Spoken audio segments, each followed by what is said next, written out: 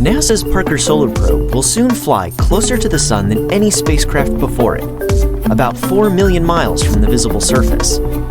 But getting that close to the Sun requires some fancy orbital mechanics. It takes 55 times more energy to go to the Sun than it does to go to Mars. Why is it so hard to get to the Sun? The answer is related to why Earth doesn't just fall straight into the Sun, despite the strong gravitational attraction.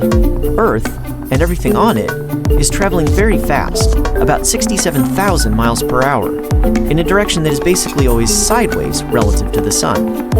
If you launch a rocket from Earth straight toward the Sun, it won't lose that sideways speed, and so it will miss the Sun. The only way to get the rocket to go right into the Sun is to cancel all that sideways motion.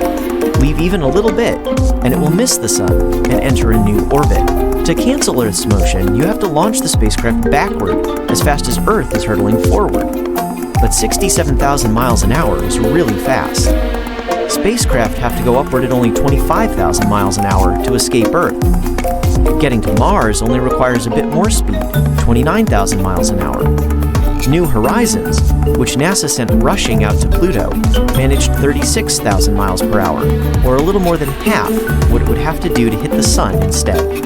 Since Parker Solar Probe plans to fly past the Sun, it doesn't need to cancel out all of Earth's sideways speed, but it does need to remove 53,000 miles per hour of it. That's why it's using one of the most powerful rockets available, and additional gravity assists from Venus over a period of several years. In this case, rather than speeding up the spacecraft, as in a typical gravity assist, Venus slows down its sideways motion, so the spacecraft can get close to the Sun. When it finally does make its closest approach to the Sun, Parker Solar Probe will have lost much of its sideways speed, but gained a great deal of overall speed thanks to the Sun's gravity. Parker Solar Probe will hurtle past the Sun at 430,000 miles an hour, the very first human-made object to get that close. On March 11, 2015, a solar flare erupted on the Sun. This burst of X-ray light was witnessed by IRIS, NASA's Interface Region Imaging Spectrograph. IRIS gives us our first detailed image of a layer of the Sun's atmosphere called the chromosphere.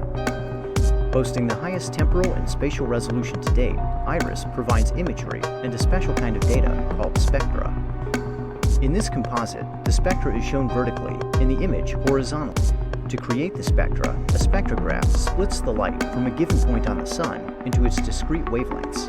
This technique allows scientists to measure temperature, velocity, and density of the solar material behind the slit. Thanks to IRIS, we can work to better understand what causes these eruptions.